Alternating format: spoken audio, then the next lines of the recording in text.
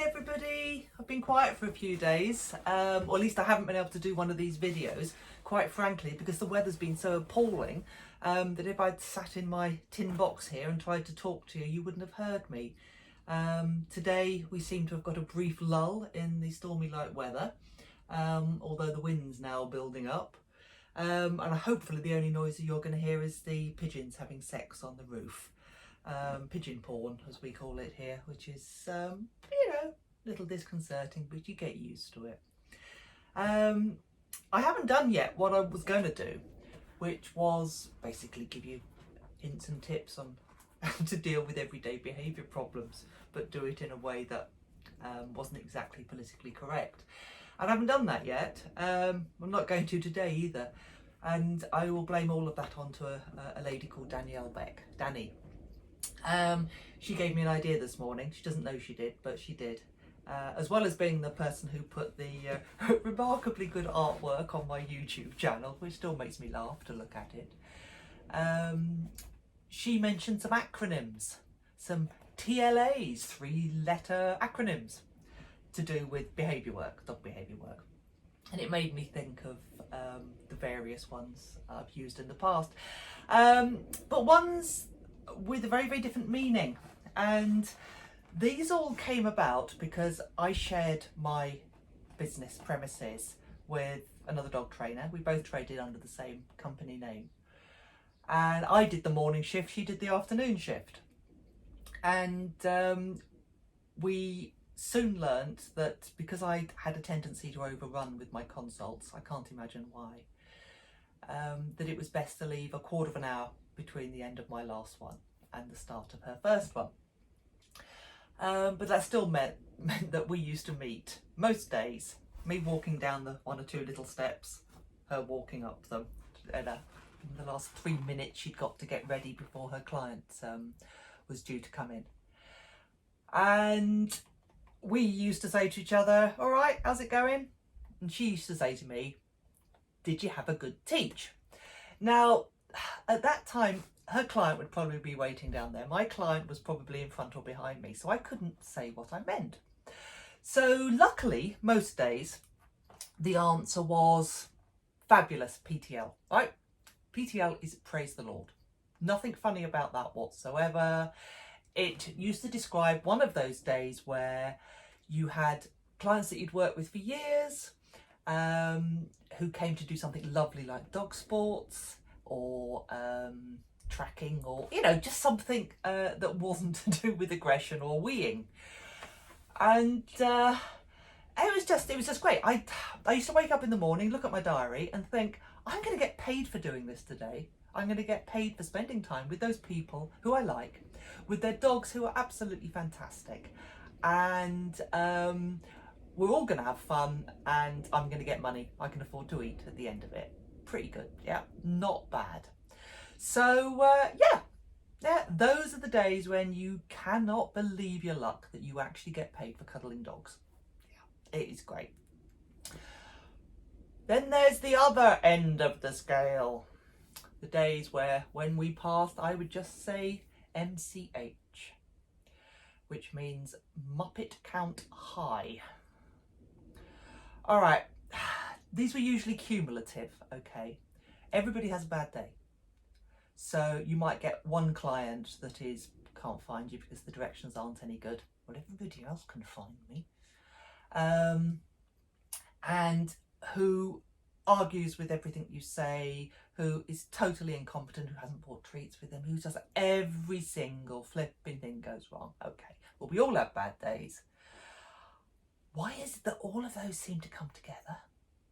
And by the time you got to the 4th one of those, the cumulative effect is just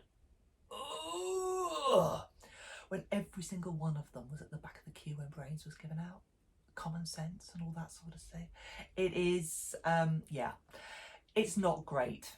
Added to that, the fact that I would then think there's only one common denominator here, apart from the fact it's a Tuesday, and that's me. Am I a particularly bad teacher today if I'm having this much trouble with all of these people? And those were the sorts of days where you just prayed that those 4 people wouldn't come together again, one after the other. The common denominator thing, the is it me, sometimes you knew it wasn't you. And that was when you met a PP, pumpkin positive. Now, if you don't know that test, I'll explain it to you. This is the type of person that you meet that if you shone a torch into their ear, their eyes would light up. Okay, same thing works if you shone it in their mouth, their eyes and their ears would light up. Right? There is nothing between those ears whatsoever. I remember a lady coming to me who had got herself one of those dogs that every dog trainer would have loved. Terrier. Gorgeous little chap. Oh, he was so bright. He was just lovely. Real dog trainer's dog. And I had been training him for her, basically, because she couldn't, you know, if you ask her to give the dog a treat, she'd shove it up the wrong end. It was just diabolical. So she was one of these people where I did a lot of the mechanics and just gradually said, okay, you can breathe during this one. I think, you know, standing up and breathing, that's probably all she could do at the same time. She was a very, very difficult person to train. Dog, oh, fabulous. And I had been clicker training this dog. And I don't know why I said yes, but she said, can I have a go at that?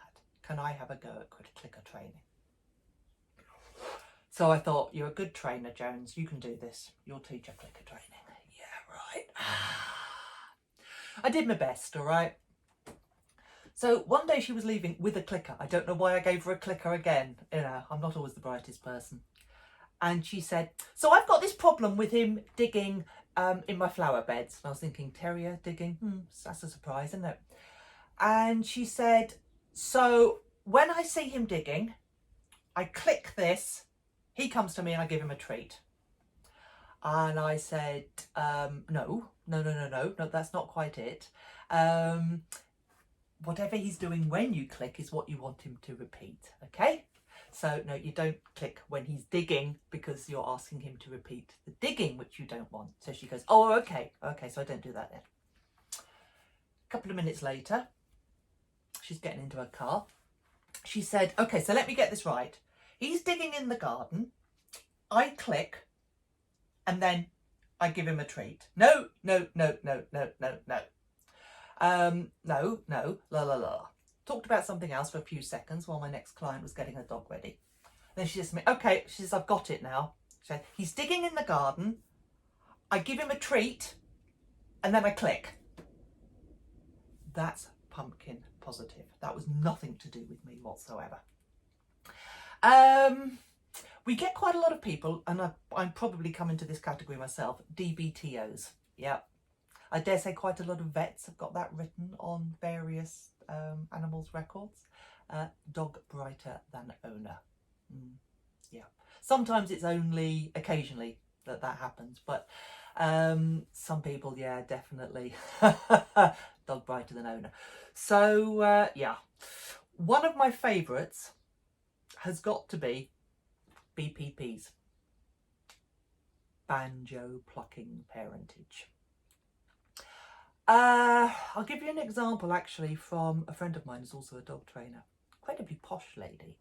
But where she lives, even though it's very, very rural, it is just on the outskirts of an area where, put it bluntly, they're all ugly and they all look the same, okay? Yeah, a little bit rough like that. And she'd had a phone call from these people, and you know, to work a phone, they've got the sufficient number of fingers to do that. And they wanted to bring their large breed dog, Rottie or something like that, short-coated, wanted to bring it along. So she was writing down their details, and she said, is he neutered? And they said, we don't know. So she thought, okay, well, I'm not going to push this one then. Anyway, this ramshackle car turns up, door opens, these ramshackle people get out, hundreds of them, thousands of children, 2 adults-ish, you know, all look the same, you know, don't know what the relationship was between them, but there was a lot of them. And then finally out comes this Rottweiler, shall we say, for the sake of argument. And she says, "Oh, hello, how are you? How's oh, that's Tyson, or whatever his name was." And she said, "Yeah, I did have one question. Is he neutered?" And they said, "We don't know." And she says, "Okay, so would you just like to turn him around and walk him away?" Holy moly, no, he's not. Big boy, isn't he? Anyway, she then tried to start teaching them. Now, this is one of the reasons that I hate having children around when you're teaching, a lot of them, because they go everywhere. And if they're running everywhere, you are either looking to see what of your equipment they're mucking about with, or their parents are just so mortified that they're not listening to what you say. So my friend had this on mega scale, 2 parents, 25 children, whatever it was that they're running around the place. And she doesn't actually remember how that lesson ended, other than they said, "Thank you very much, we've got what we want, we're going." So she never saw them again, took their money, off they went. They got what they want, all right. Those darling little children were actually casing the joint. And the next day she found out that their shed had been broken into, she'd lost her trailer, etc, etc, etc. So if ever you think you might be dealing with somebody who is from banjo plucking parentage, don't teach them from your house. That's the moral for today's story. Yeah, I think that's it. I can't think of any more rude things we used to say about our clients. Most of you we loved. Okay, see you all soon. Bye.